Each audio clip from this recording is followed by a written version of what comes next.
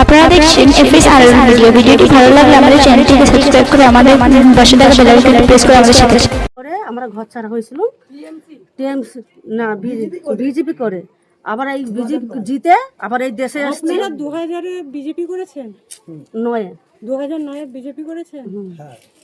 করে আমরা ঘর ছাড়া হয়েছিল টিএমসি না বিজেপি করে আবার এই বিজেপি জিতে আবার এই দেশে আসছে। আপনারা 2000-এ বিজেপি করেছেন? নয় 2009-এ বিজেপি করেছেন? আবার এখন বিজেপি জিততে আবার এই আমরা বাড়ি ঢুকছি, ঢুকে দেখছি আমাদের ঘর বাড়িতে এমনিতে সব ছেলে মারা ছিল, সে আবার থাকে। এখন কথা থাকবো, আমার শাশুড়ি ঘরে আছি, ভাঙা ঘরেই আছি। এখন আমাদের ক্ষমতা নেই ঘর বাড়ি করার, এখন এই পয়সায় আছি। বিজেপি করার অপরাধে এবারে ব্যাট করে দিয়েছিল।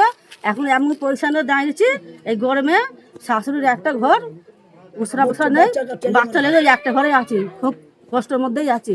এত বছরে আমরা তো কি কষ্টে আছি, ফাঁকে আমরাই জানি, আমাদের আল্লাহ জানি। কত বছর পর বাড়ি ফিরলেন?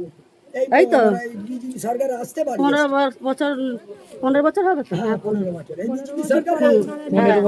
হ্যাঁ নিজের বাড়ি নেই? হ্যাঁ, নিজের বাড়ি নেই।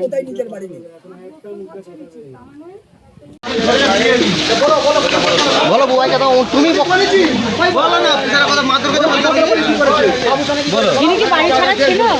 ইনি কি বাড়ি ছাড়া? হ্যাঁ, মেয়েরা ঘর ছাড়া করে দিয়েছিল, 5000 টাকা লিয়েছে, 5000 টাকা বাবু শোনা। প্রত্যেক লোককে চমকাতো। আপনার বাড়িটা কি ওই দিকটা? আপনি কি চন্দ্রপুর বাড়ি থেকে বাড়ি ঢুকেছিলেন? হ্যাঁ, পুলিশ প্রশাসন দিয়ে? না, হ্যাঁ, সাধারণ মানুষের ওপর অত্যাচার করতো। কারা করতো? যারা ছিল এখানে, কারা ছিল বলতে কারা? যারা ছিল বলতে বাবু সোনার অত্যাচার করতো, সাধারণ মানুষের ওপরে মারতো।